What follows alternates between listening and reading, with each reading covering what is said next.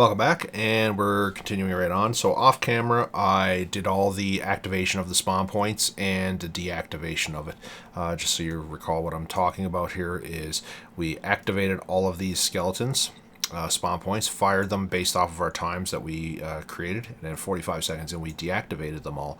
How that looks in the plugin is you'll see an activate for spawn point 1 and a firing of it, an activate of 2 and a firing of it, and so on and so forth based on the correct delay. Then when they're all spawned in, 45 seconds in, we deactivate each spawn point because we only want one spawn of each.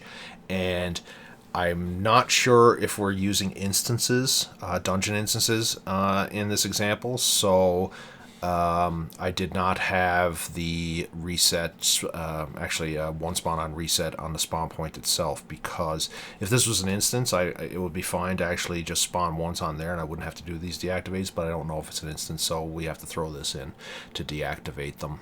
So then the next group of players can come along and do the same encounter. And that's where I left off. I deactivated all of the spawn points.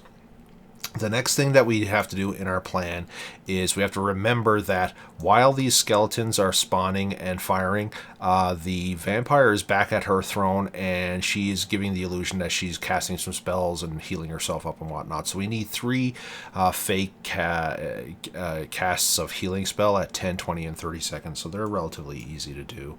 We'll just do a cast a fake spell. It'll be the vamp on herself, and it's going to be Cure Light Wounds. And we're going to do that at 10 seconds. Add cast a fake spell of the vamp on the vamp, and it's going to be Cure Light Wounds. Again, that'll be at 20 seconds. So you'll just do it 3 times throughout the battle with the skeletons. Cast a fake spell, vamp to the vamp, and it's going to be Cure Light Wounds, and that'll be 30 seconds. Okay, so they are done. Last going off for this flag, we're going to 1 minute after all of this starts. So remember, time 0 is when she hits near death from the first fight.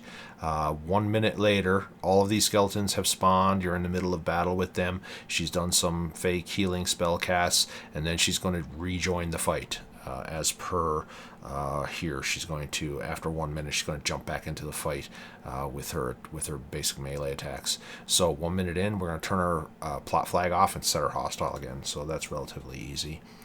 We're going to change her plot flag of vamp to off, and that's 1 minute in.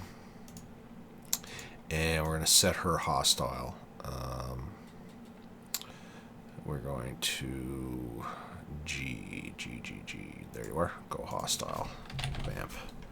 And that's 1 minute in. Whoops, not 50, 60. Add. There we go.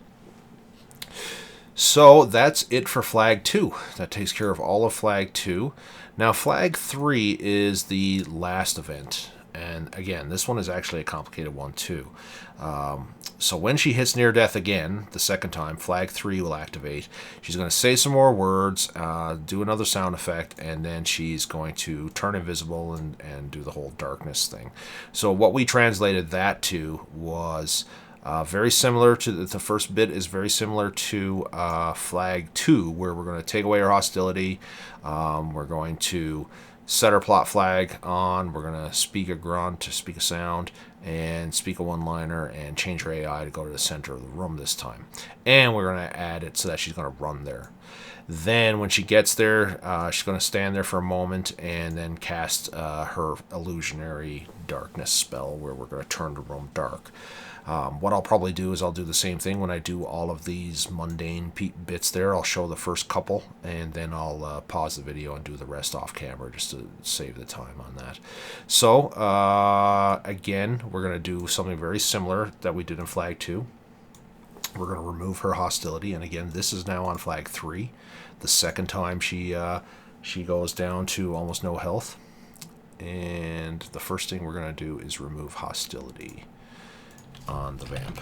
That's going to be right away at time 0. flag 3.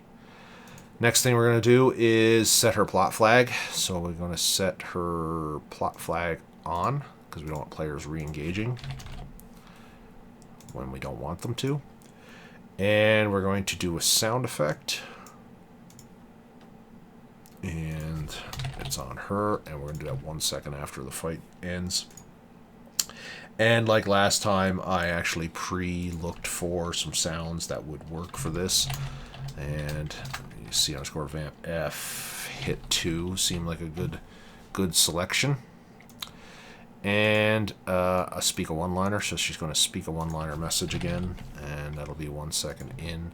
And that message at request was this one here. Get this foul beast away from me. Add.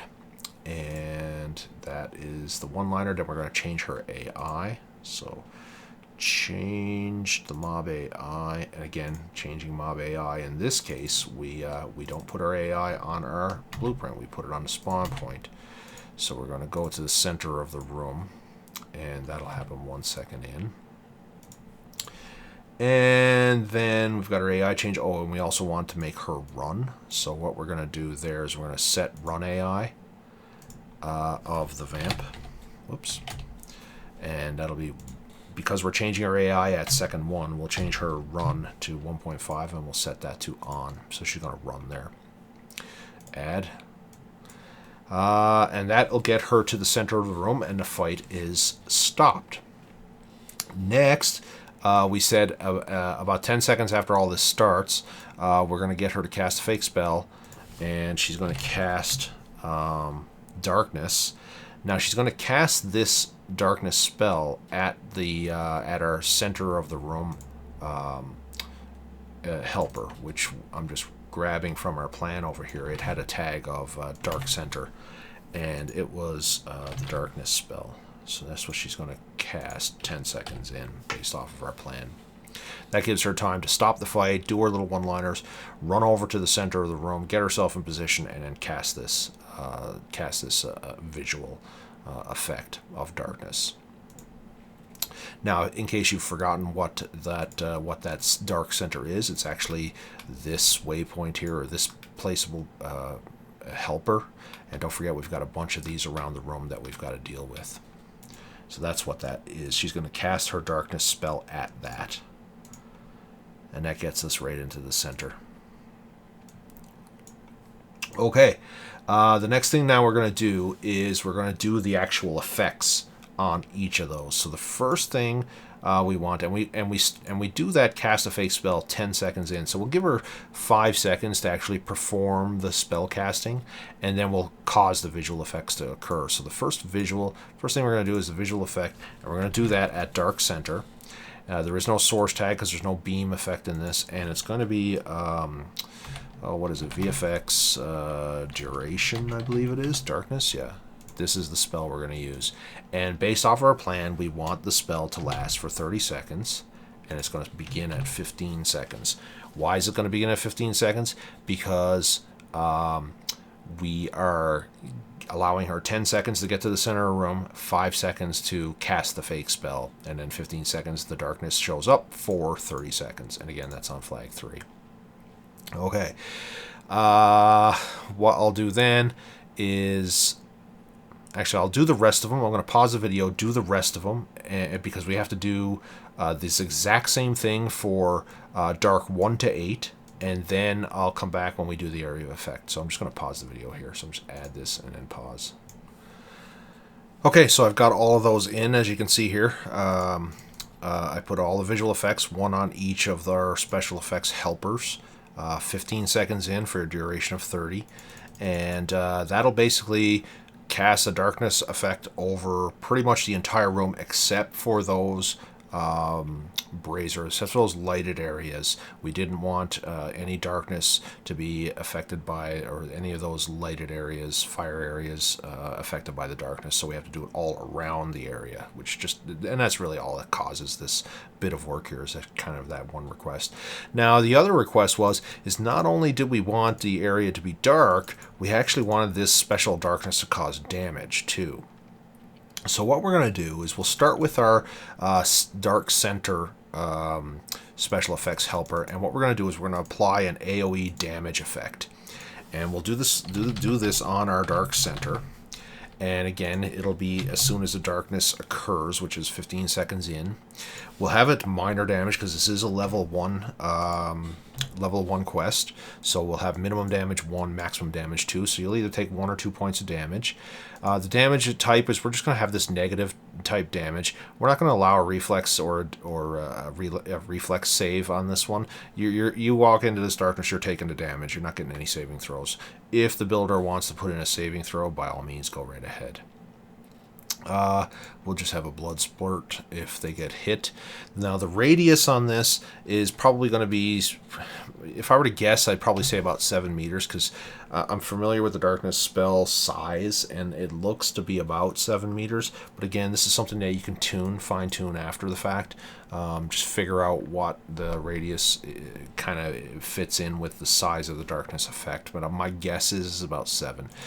Just like the darkness duration, the darkness itself visual effect is 30 seconds long, so we'll say 30 seconds duration. And we want the player who is standing in here to take this damage every 2 seconds. So if you're standing there every 2 seconds, you're taking 1 to 2 points of damage if you're within 7 meters of our center.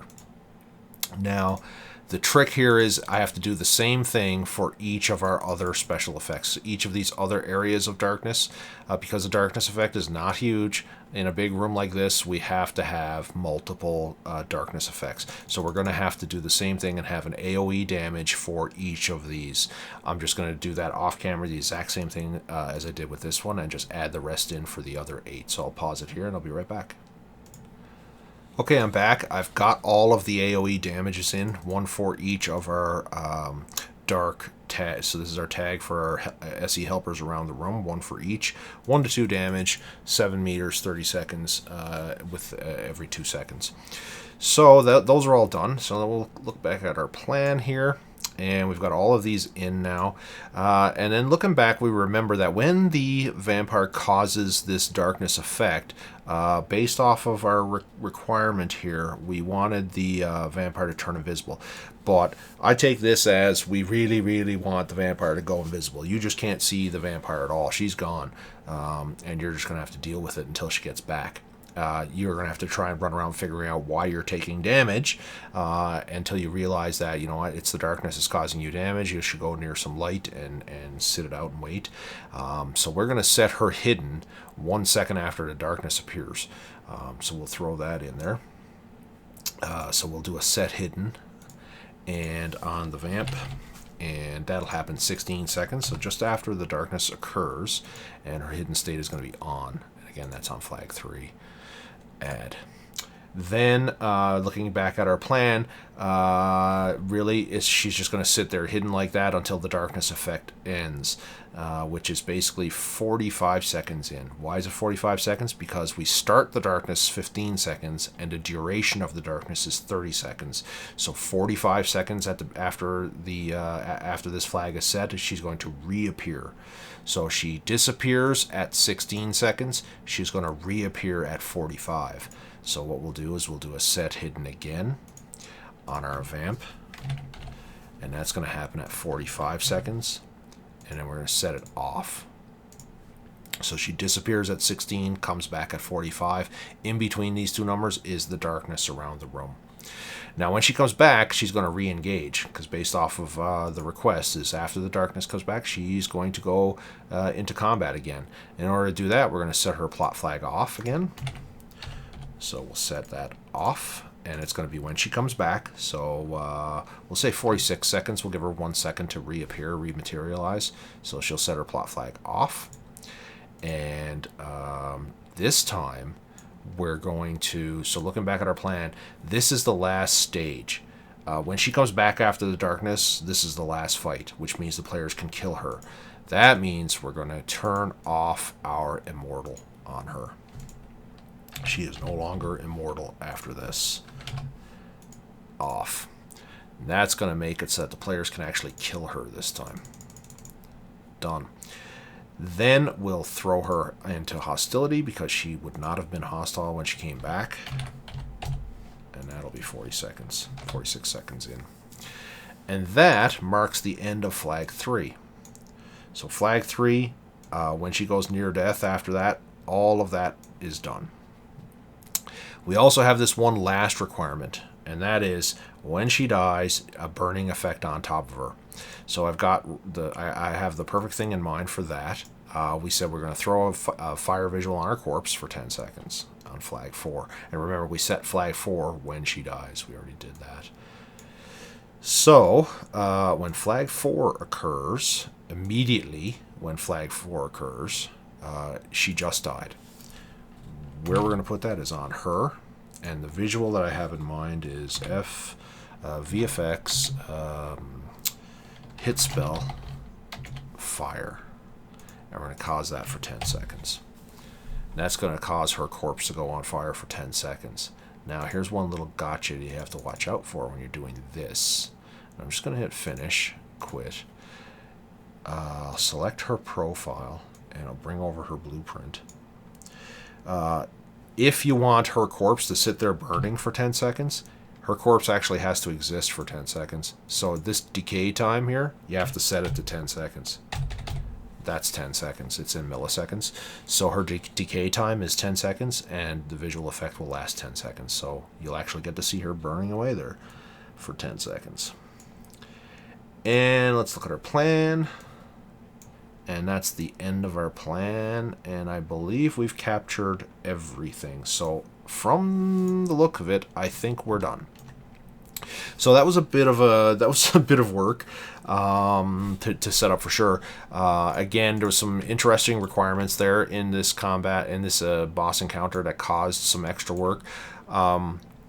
And that's okay. When you start getting good at the special effects plugin, you kind of start looking at ways to fine-tune, reduce the number of reduce the number of events that you're going to have happen, to try and make it a little easier on yourself so you don't have so many reactions. I believe we had 70 reactions on this one. Let's just have a quick look. Yeah, we've got 70 reactions on this one, and mostly it's because we're doing like a large room where we want lots of effects. We're doing 8 skeleton spawns at different intervals and things like that. That can cause a lot of reactions. Now, the special effects plugin will handle those 70 reactions no problem. That's not an issue, but it does make it a little bit difficult to manage. It makes your plan really long, and it creates work for you. But again, you'll start thinking about, as you get used to it, you'll start thinking about ways on how you can have the same effect but less reactions to keep your life easier. So what I'll do next is I'm going to actually fire this up in game, and we'll log in and have a look and see if we made any mistakes. If we didn't, what I'll probably do is I'll just run through it once quickly off camera just to make sure it's working. And if it is, then I'll record a second session of it. If it's not, I'll come back in Toolset and fix whatever bugs I find. But if the next video is in-game, then we did everything right. I wouldn't expect new people, new to my plugins, to be able to do it successfully right off the bat, but I've been doing this for years, so I'm quite adept at it. So don't be discouraged. It will come if you use it a lot. If you use special effects often in your world and you do some really cool things with it, you'll start getting good at it, and you'll be able to pull these off fairly easily and quickly as well. So if this video continues, then I've made mistakes. If this video ends, then check out the next video, and that will be the in-game on what we just created and what it looks like. We'll see you then.